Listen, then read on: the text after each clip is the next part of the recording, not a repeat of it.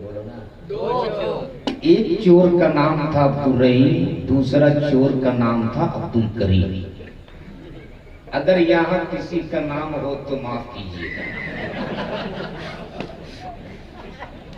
वो दोनों चोर बड़े चालाक थे। रात होने से पहले पहले शाम ही में घर घुस गए। तो जो अब्दुल रहीम था ऊपर छज्जा में छुप गया और जो अब्दुल करीम था वो पलंग के नीचे छुप गया।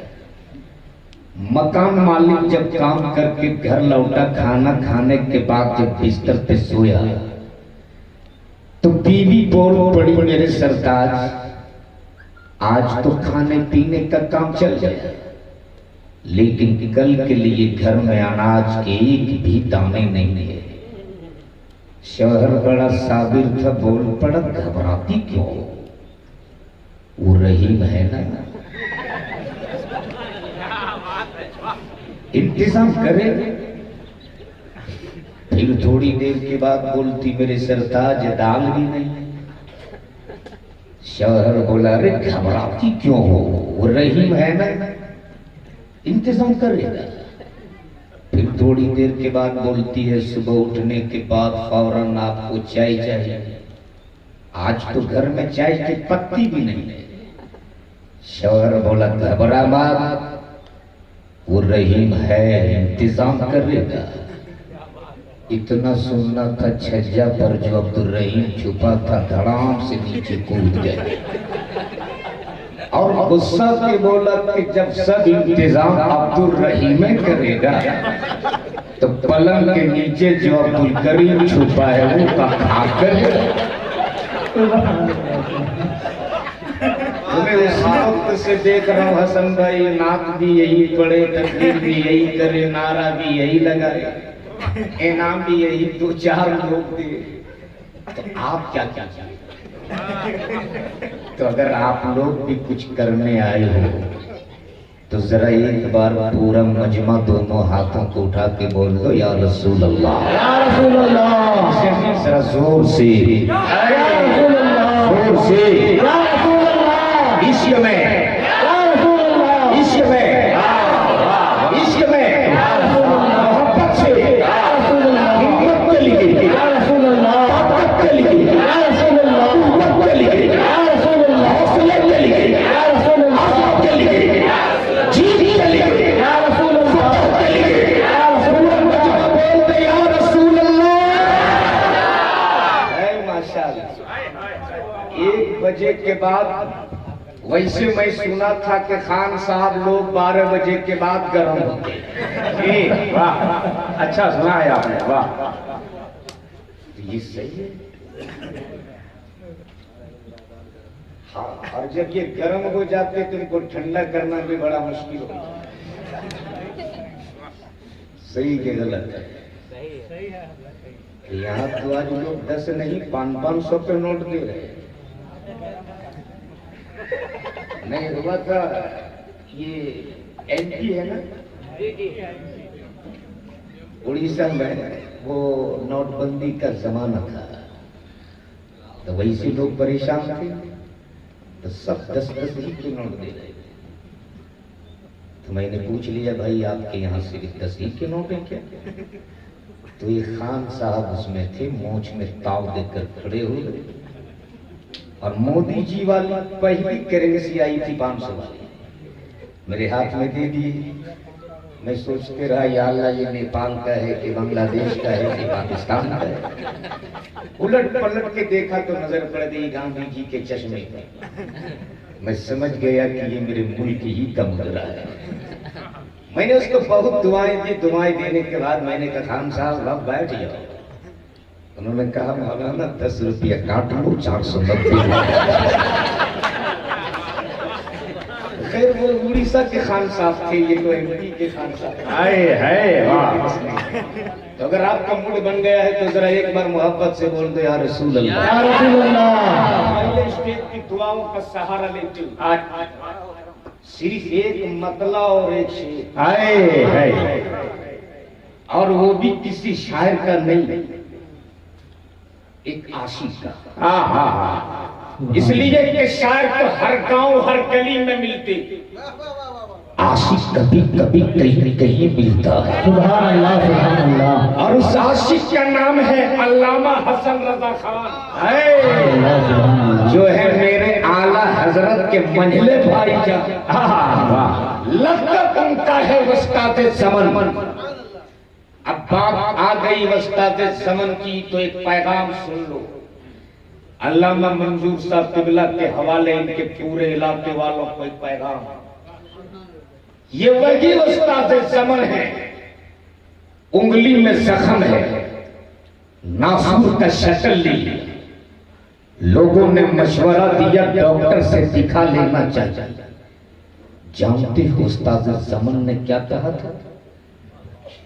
पहले अम्मी से इजाजत ले लूं, अल्लाह, अम्मी से इजाजत ले लूं, यानी काजी पेशवा दर्द उसके बदन पे फरमाते अम्मी से इजाजत ले लो। मामा होती है, मां ने इजाजत दे दी। उस्ताद ज़मन सीधे हॉस्पिटल, डॉक्टरों ने जख्म देख लिया, देखने के बाद बोले मौलाना ऑपरेशन करना होगा। उस्ताद ज़मन फरमाते डॉक्टर अम्मी से जख्म दिखाने की इजाजत लिया था, ऑपरेशन करने पहले अम्मी से इजाजत ले लो तब। याद रखना मामा होती है, इसलिए नौजवानों गौर से सुनना। अगर तुम अपने जिस्म की चमड़ी उतार कर तपती हुई धूप में सुखा कर उसकी जूती बनाकर अगर आप अपने माँ बाप को पहनाओगे ना, फिर भी अपने माँ बाप के हक अदा नहीं कर सकते।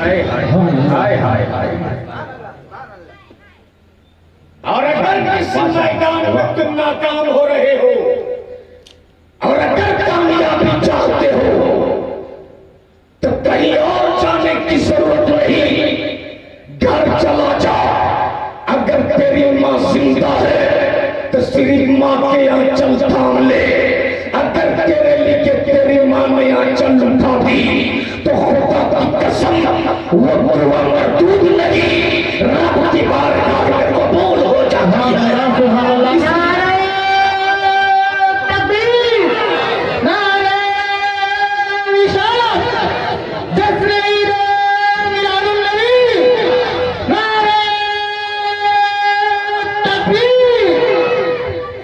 इसलिए मैं खूब जानता हूं, जब एक माँ अपनी औलाद के लिए आंचल उठाती है तो जुबान से कम बोलती है, आंखों से ज्यादा बोलती है। और जब आपकी आंखें बरसने लगती है तो रब की रहमत भी झोंकने लगती है। वाह वाह वाह वाह। लेकिन आज कुछ ऐसी नाफरमान औलाद है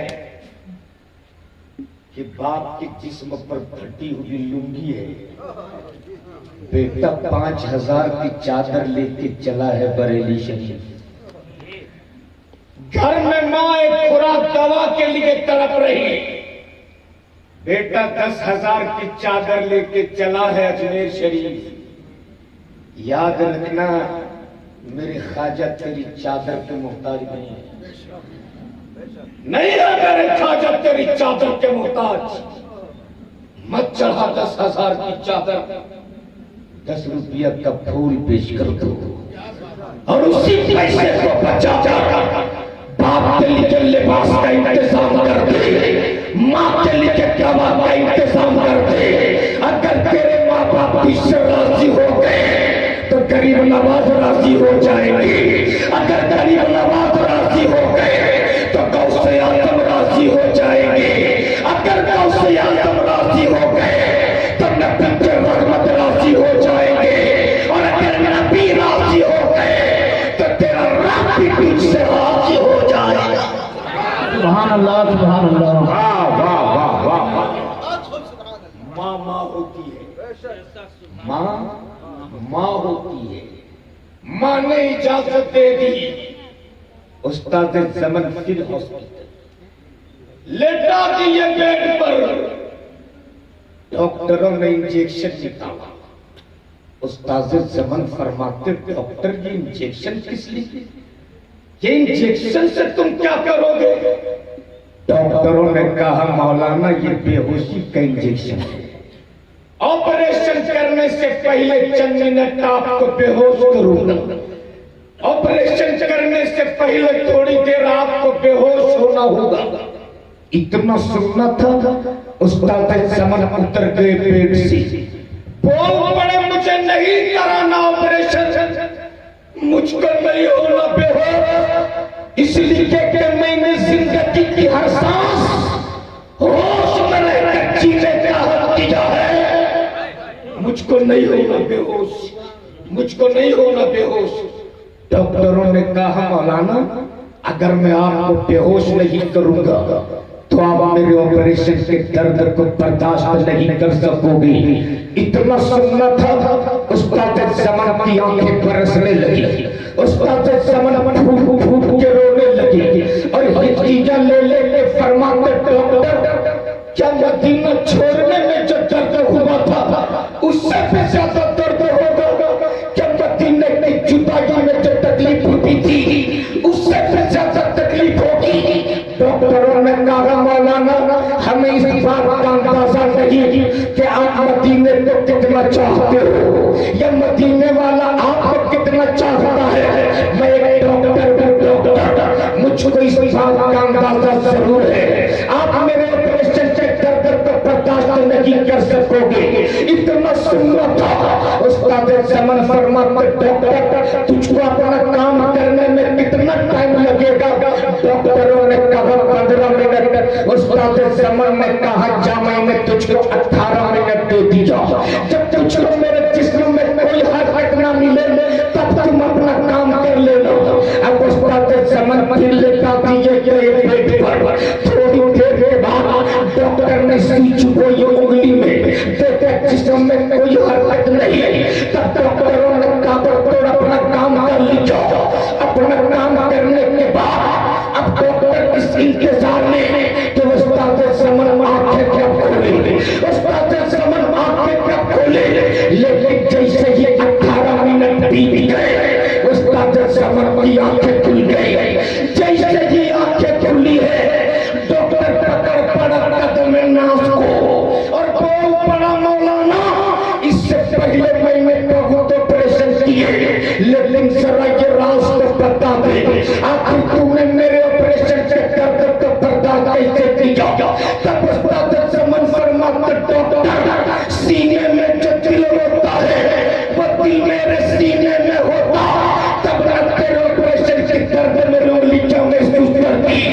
मैंने तो अपना दिल मदीने में डाल दिया था।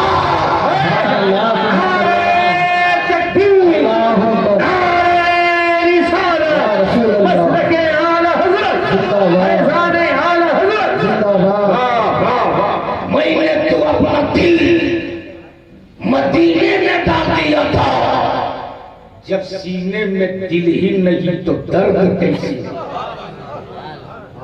वही उस्ताद ज़मान फरमाते दिल दर्द से बिस्मिल की तरह लौट रहा।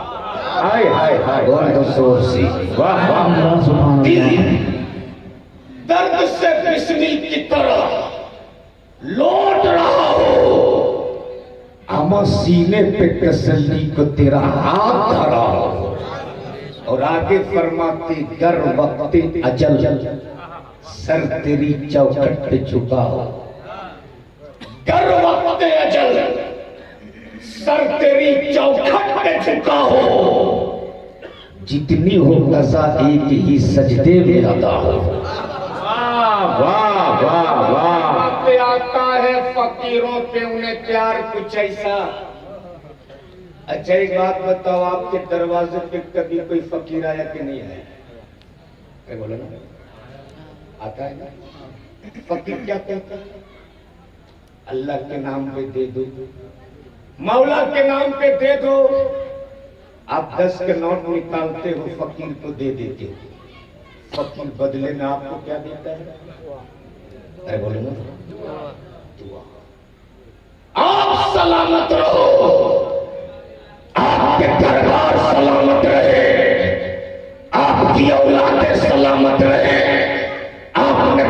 फकीर को भीख दी, बदले में फकीर ने दुआ दी। लेकिन एक दर ऐसा है, एक चौखट ऐसी है जहां से भीख भी मिलती है, दुआ भी मिलती है।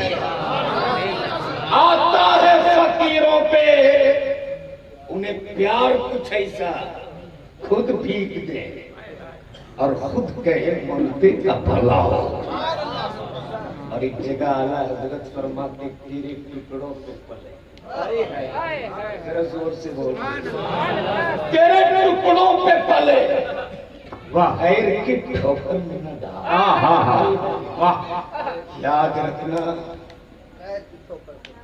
याद रखना, आला हजरत की शायरी सिर्फ शायरी नहीं होती थी, कुरान और हदीस की तर्जमानी हुआ करती थी।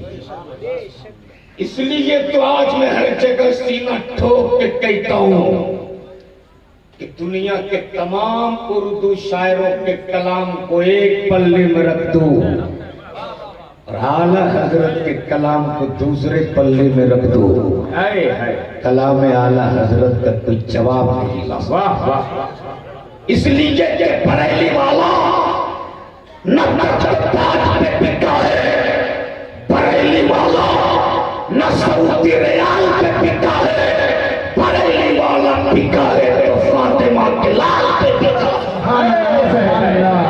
सुभान अल्लाह, वाह माशाअल्लाह। बहुत खरीदने की कोशिश की गई बरेली वालों को, बहुत कोशिशें की गई। सुन, पागल हो गई थी भारत की हुकूमत, पटक पटक के जबरिया नसबंदी।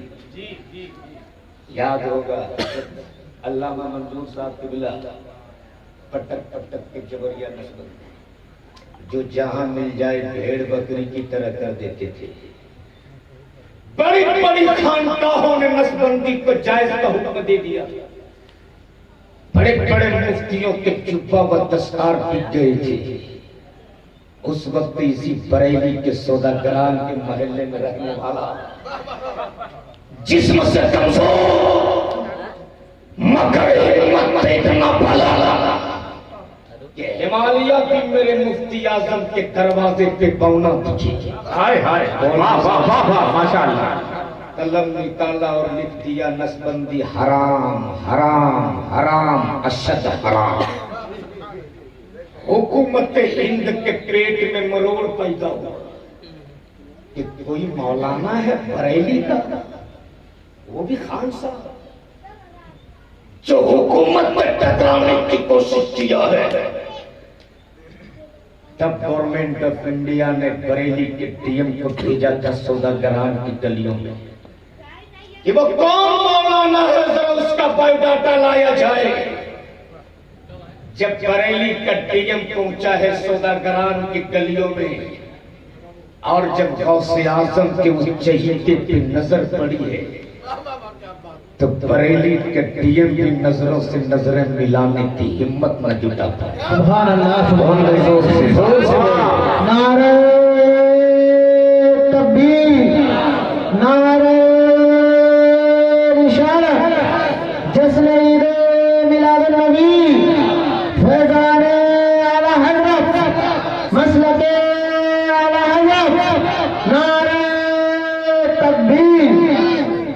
और बरेली के उस डीएम ने सिर्फ इतना ही लिखा था कि जिस मौलाना का बायोडाटा मांगा गया है उसका कुल डाटा यही है कि मैं बरेली का डीएम होकर नजरों से नजरें मिलाने की हिम्मत न जुटा पाया। जोर से बोल। और वो कुर्सी पे नहीं, टूटी हुई चटाई पे बैठा। तब भारत के राष्ट्रपति फखरुद्दीन अली अहमद को बरेली भेजा गया। मौलाना जितनी दौलत मांगे दे दो, मौलाना जितना माल मांगे दे दो। याद रखना, हर दौर में बिकने वाले रहे हैं, हर दौर में खरीदने वाले भी रहे हैं।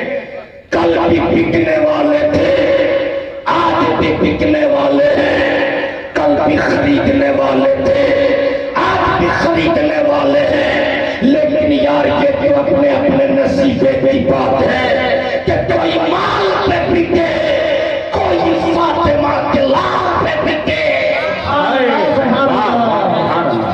जब भारत के राष्ट्रपति फखरुद्दीन अली अहमद पहुंचाए बरेली असर का वक्त, एक हंगामा है पूरे बरेली में। ये पुलिस, ये फौज, ये गाड़ी, उस वक्त शबीह गौसे आज़म बहुत जोर से सुभान अल्लाह, सुभान अल्लाह। शहजादा आला हजरत सरकार मुफ्ती आजम अपने हुजरे से निकल कर चले हैं असर की नमाज के लिए। बोल दो सुभान अल्लाह। भीड़ देखी फरमाते हैं क्या हुआ, कुछ हुआ है क्या? लोगों ने कहा हुजूर भारत के राष्ट्रपति आपसे मिलने आए। जवाब सुन लो गौसे आजम।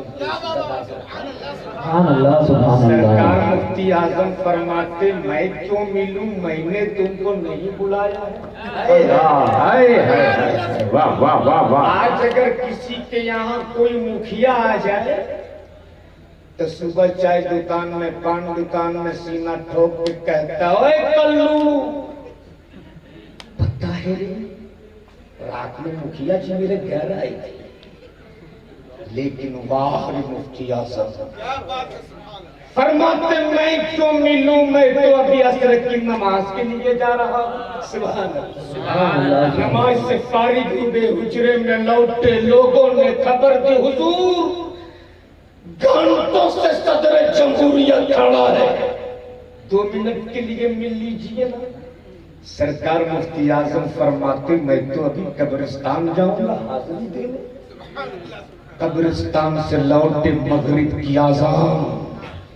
याद रखना मुफ्ती आजम हिंद वैसे कोई नहीं होता और आला हजरत भी कोई वैसे नहीं होता। आला हजरत फरमाते करो मद अहले दुवल। वाह वाह वाह। इस बला में मेरी बला, मैं बताऊं अपने करीम का, मेरा दीन पालना नहीं। घंटों इंतजार करने के बाद भारत के राष्ट्रपति लौट गए। घंटों इंतजार करने के बाद सदर जमहूरियत लौट गए। लोगों ने कहा हुजूर लोग फतवा बदल चुके हैं, आप भी बदल दो वरना ऊंची ऊंची दीवारें तंग हो गई है, जेल की सलाखें मजबूत हो चुकी है, लोग फतवा बदल चुके हैं, आप भी बदल दो। गौसे आजम की इनायत, गरीब नवाज की करामत, मजदूर में छोटा के वरासतों के अमीर, मैं भूपे लाही के मनफूसा पे नजरिया सरकार मुफ्ती आजम पे चला ला गया। फरमाते नादामो ये मुस्तफा रज़ा हुकूमत बदल सकता है, नबी की शरीयत नहीं बदल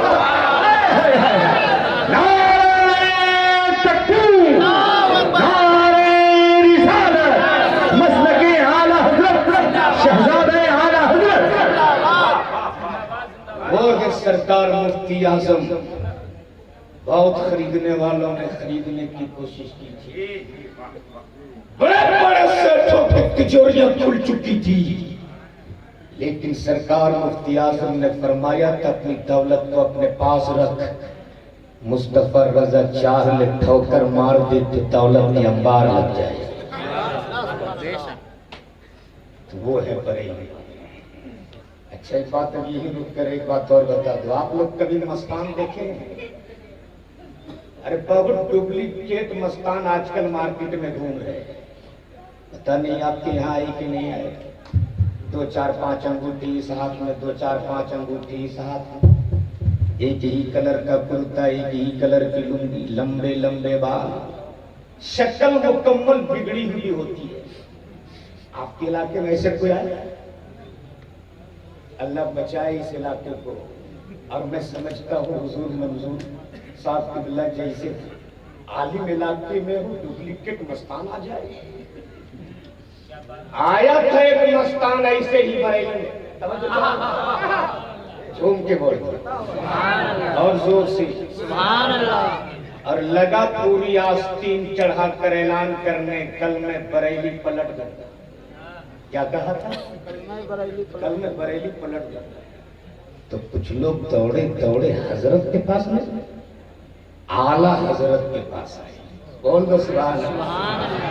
और कहने लगे हुजूर एक आया है जो कह रहा है कि बरेली पलट दो। आला हजरत ने निगाहें नीची की, उल्टे ही चाल चलते हैं दीवान खाने इश्क, आंखों को बंद करते हैं दीदार के लिए।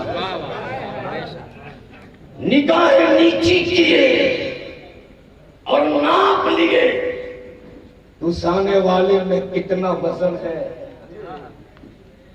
गोया अहमद रजा को श्री मौलवी और मुल्ला समझने वाले का मतलब मौलवियों, रजा के सीने में जो दिल था इश्क़ रिसालत में इस कदर चल चुका था कि सिर्फ इश्क़ ही नहीं करामतों की किरण फूटती थी।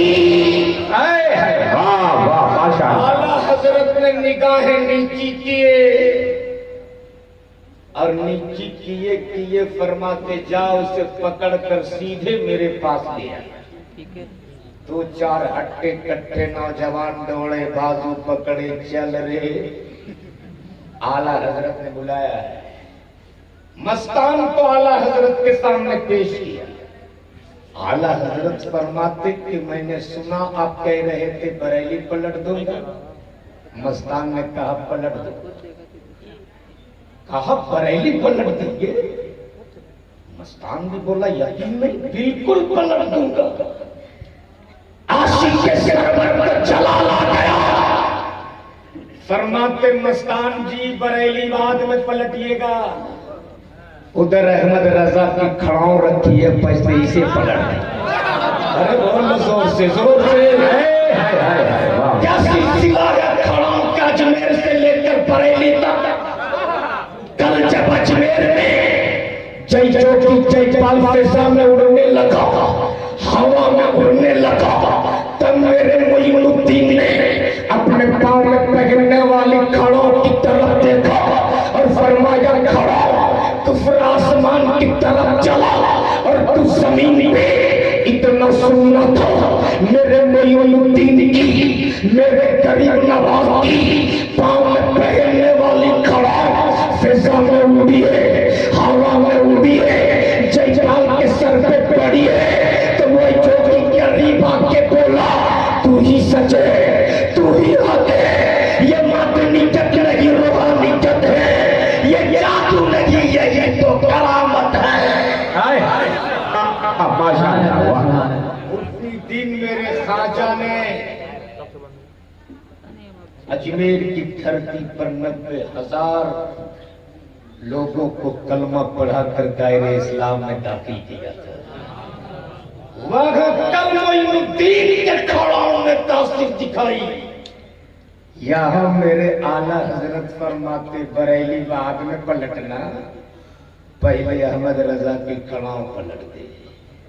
मस्तान ने पूरी ताकत लगा दी, टस से मस जोर से बोल दो।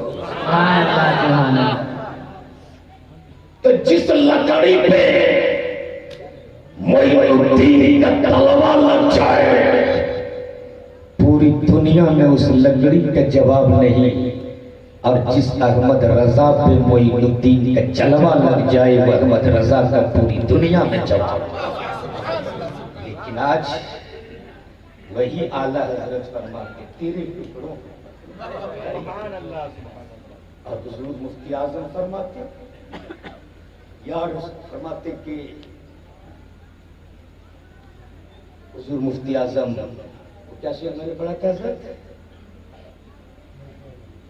वो आता है फकीरों की खुदा की कसम यार झूम जाओ पूरा मजमा झूम जाओ, एक बार पूरा मजमा बोल दो या रसूल अल्लाह, दोनों हाथों को उठा के या रसूल अल्लाह।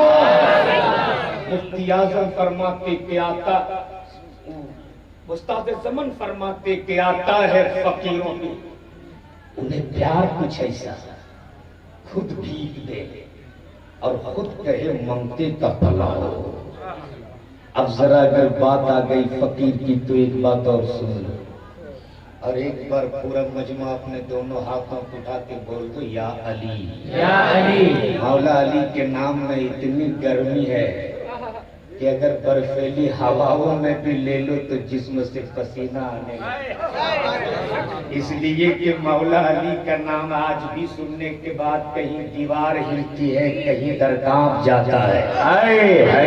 कहीं दीवार हिलती है, कहीं दर कांप जाता है। अली का नाम सुनते अब भी खैबर कांप जाता है और फौलाद का दिल, पत्थर का जिगर सब पारा पारा होता है जब नाम अली का लेता हूँ, मैदान हमारा होता है। नारे तकबीर, नारे रिसालत, नारे हैदरी, नारे हैदरी, नारे तकबीर। आओ जरा एक फकीर देख लो।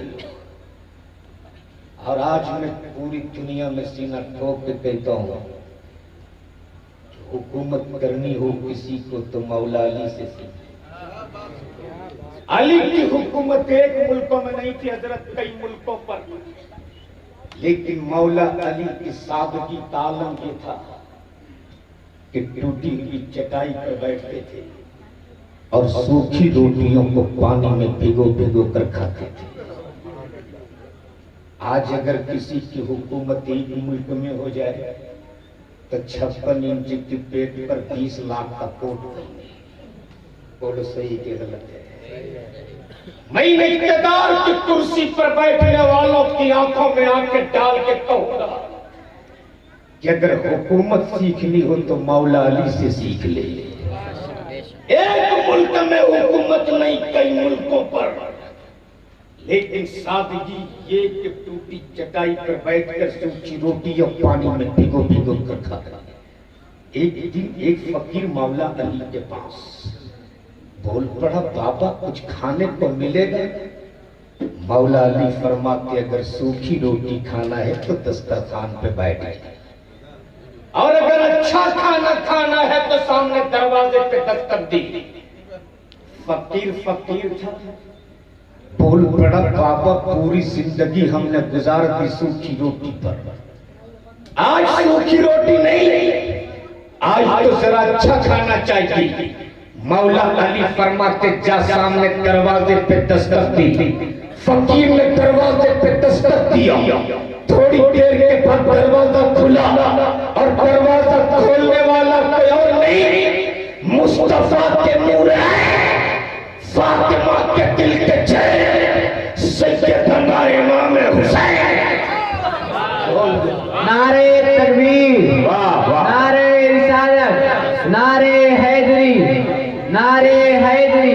बस्ती बस्ती करिया करिया, बस्ती बस्ती करिया करिया, नारे तकबीर। जैसे ही हुसैन मुज्तबा ने दरवाजा खोला, फकीर की नजर चेहरे पे पड़ी।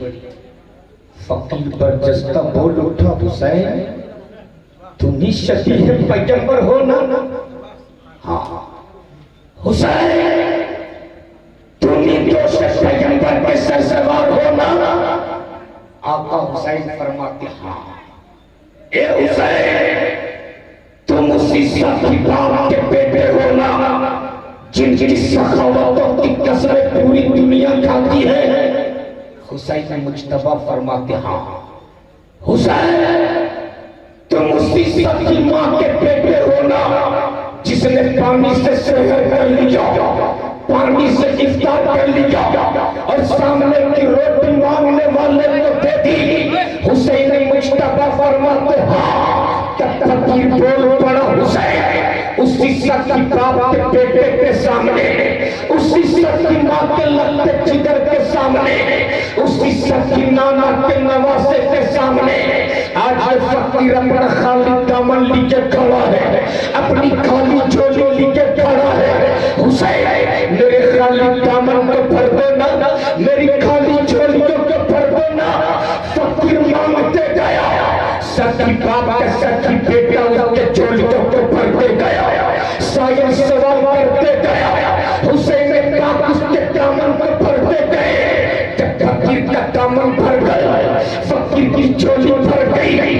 फकीर घर से बाहर निकला, निकल के फिर अंदर आया और आने के बाद बोल पड़ा, ए हुसैन ये वही चौचक लेना, जगह हर मांगने वाले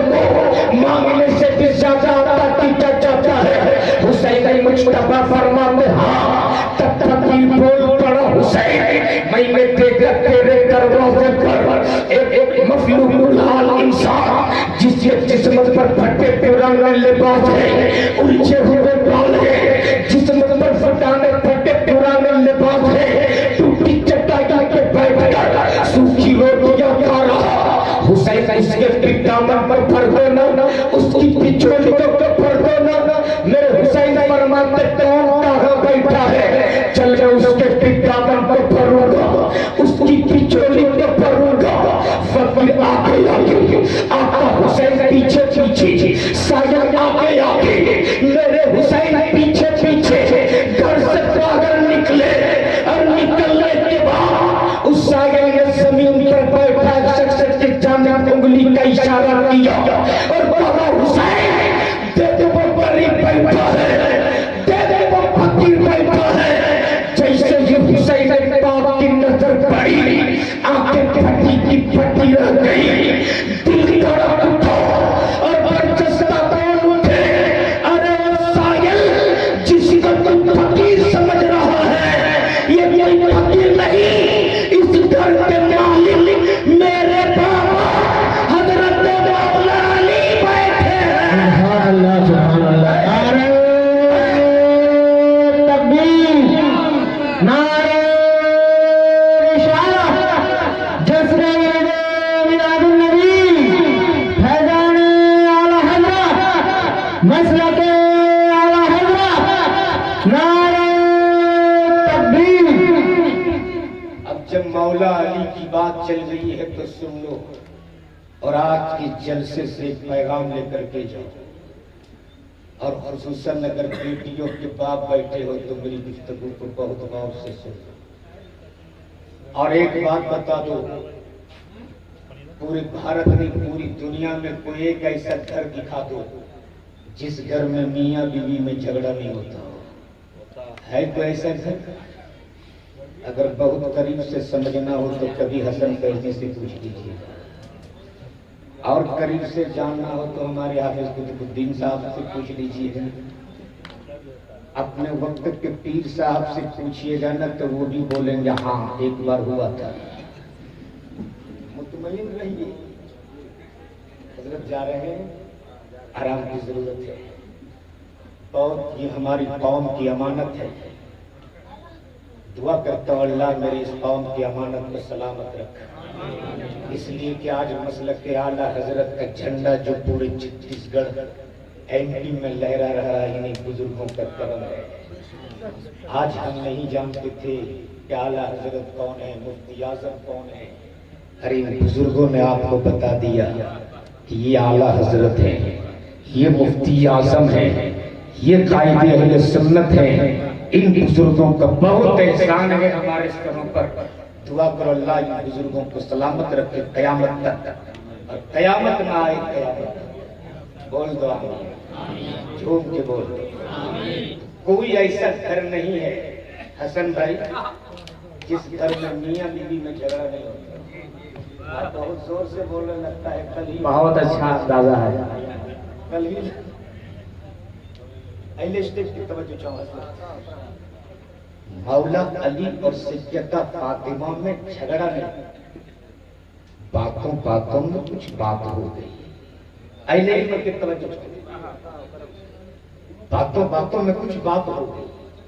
सैयदा फातिमा को दिल में थोड़ी सी तकलीफ पहुंची, और जब किसी बेटी को ससुराल में तकलीफ पहुंचती है तब उसको उसके बाबा याद आते।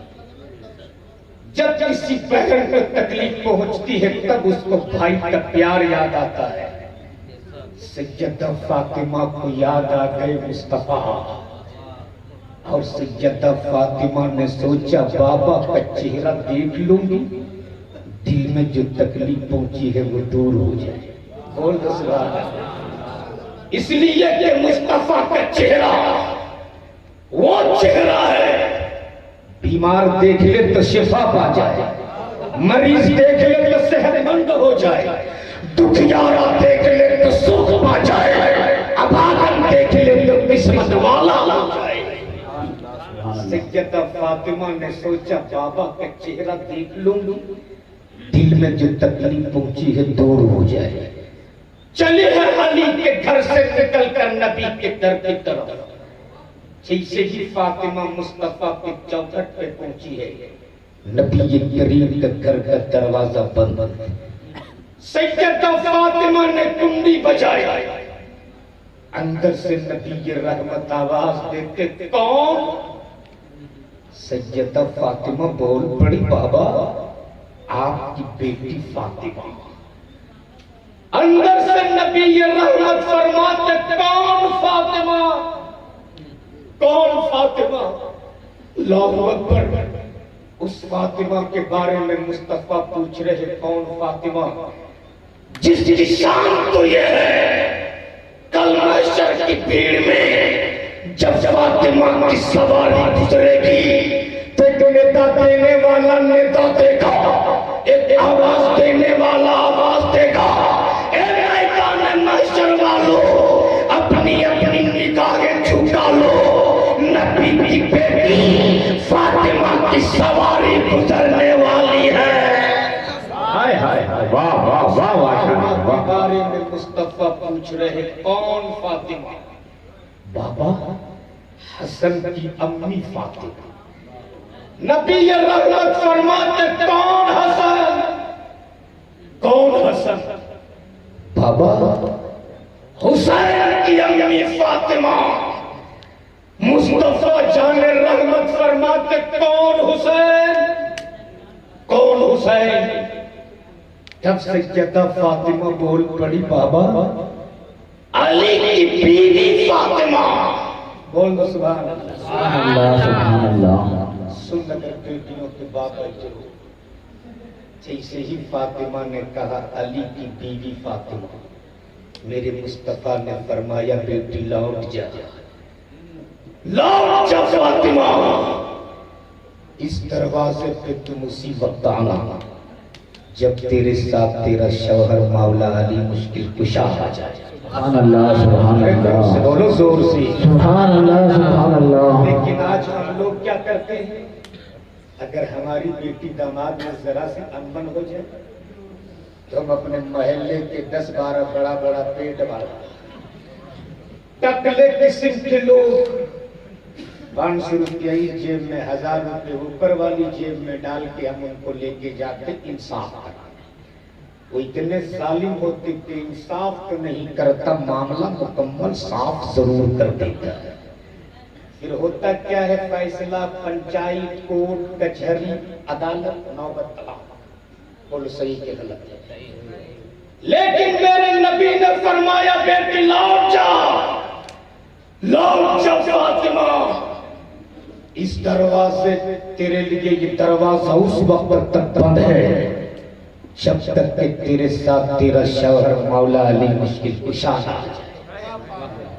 लौट गई फातिमा, लौट गई। इधर मौला अली मुश्किल कुशा घर पहुंचे, देखे फातिमा नहीं है, दिल तड़प गया। शौहर हो तो अली की तरह, बीवी हो तो फातिमा की तरह। बोल दो जोर से। मौला अली घर पहुंचे, देखे फातिमा नहीं है, दिल तड़प गया और समझ गए मौला अली, मेरी बातों से मेरी फातिमा को तकलीफ हुई होगी, मेरी फातिमा गई होगी अपने पापा के चौखट पर, मेरी फातिमा गई होगी अपने पापा के दर पर। मौला अली ढूंढ चले अपनी बीवी फातिमा को। इधर से सैयदा फातिमा नबी के दर से निकल कर अली के घर की तरफ, इधर से मौला अली अपने घर से निकल कर नबी के दर की तरफ। बीच रास्ते में दोनों की मुलाकात हो जाती। सुभान अल्लाह, सुभान अल्लाह। जैसे ही दोनों की मुलाकात हुई, मौला अली मुश्किल कुशा में आगे बढ़कर फातिमा को सलाम कर दिया। सुभान अल्लाह। लेकिन आज तो हम लोग अपने आप को 30 मार खान समझते हैं कि हम शौहर होकर बीवी को सलाम कर रहे हैं। लेकिन हमारी माँ बहनें इतनी नेक हैं कि अगर ईद के दिन भी उसको सलाम कर दीजिएगा, ये कहती है भाई गुनहगार क्यों कर रहे। लेकिन सुन, मेरे मुस्तफा ने फरमाया, सलाम को आम करो। मेरे नबी का तरीके करीम तो ये होता था, आप रास्ते से गुजरते थे, बच्चा मिलता उन्हें भी सलाम करते, जवान मिलता उन्हें भी सलाम करते, बुजुर्ग मिलते उन्हें भी सलाम करते, और सलाम करके ये पैगाम दे दिया कि दुनिया में जो पहले सलाम करेगा जन्नत में वो पहले दाखिल किया जाएगा। सलाम को आम करो। इसलिए आज यहाँ से पैगाम लेकर जाओ, आप जब बाहर कमाने जाते हो और कमा कर जब घर वापस लौटते हो, तेरे दरवाजे पे अगर अम्मी मिले उसे भी सलाम करो, अब्बा मिले उसे भी सलाम करो, बीवी दरवाजे पे मिले उसे भी सलाम करो, तेरे बच्चे मिले उसे भी सलाम करो। और अगर तेरा घर खाली हो, तेरे घर में कोई नहीं, तो दाखिल होने से पहले सलाम कर लो। इसलिए कि मेरे मुस्तफा फरमाते हैं, जिस घर में कोई नहीं होता उस घर में मुस्तफा होते हैं। सलाम को आम करो। सैयदा फातिमा ने मौला अली को सलाम किया, झगड़ा खत्म। मौला अली ने आगे बढ़कर फातिमा, जैसे ही फातिमा ने अली को सलाम किया, मौला अली ने आगे बढ़कर फातिमा के जुल्फों को चूम लिया। सुभान अल्लाह। जैसे ही फातिमा के जुल्फों को अली ने चूमा है, सैयदा फातिमा आगे बढ़कर मौला अली के दस्ते करम को चूम लिया। सुभान अल्लाह। जैसे ही अली के दस्ते करम को फातिमा ने चूमा है, मौला अली ने आगे बढ़कर सैयदा फातिमा के जुल्फों को चूम लिया। जैसे ही फातिमा के जुल्फों को अली ने चूमा है, फातिमा तड़प गई और पिलक पिलक के रोने लगी और रो रो के अर्ज करती, अली ने गई थी बाबा के चौचट पर, मैं गई थी अपने बाबा के दर पर, आज मेरे बाबा ने मुझ पर अपने घर के दरवाजा को बंद कर दिया। मेरे वो बाबा जो मुझको बेपनाह मोहब्बत करते थे, मेरे वो बाबा जो मुझको चूमते भी थे, मुझको सूंघते भी थे, आज मेरे बाबा ने मेरे लिए अपने घर का दरवाजा बंद कर दिया। सैयदना मौला अली मुश्किल कुशा फातिमा का हाथ पकड़ते, तसल्ली देते और फरमाते, फातिमा घबराना, अब चल दो। अरे बोल दो ना, अल्लाह सुभान अल्लाह। अब चल तो, हाय हाय हाय, अब चल तो। आगे आगे मौला अली, पीछे पीछे सैयदा फातिमा, आगे आगे हसन के अब्बा, पीछे पीछे हुसैन की अम्मी, आगे आगे शेरे खुदा, पीछे पीछे खातूने जन्नत, दोनों मुस्तफा के दर पे हाजिर। मौला अली फरमाते, फातिमा अब जरा कुंडी बजा दो। जैसे ही फातिमा ने कुंडी बजाया, नबी के कौने ने आगे बढ़कर अपने घर का दरवाजा खोल दिया और फरमाते, मरहबा मेरी बेटी तू आ गई, मरहबा मेरी फातिमा तू आ गई।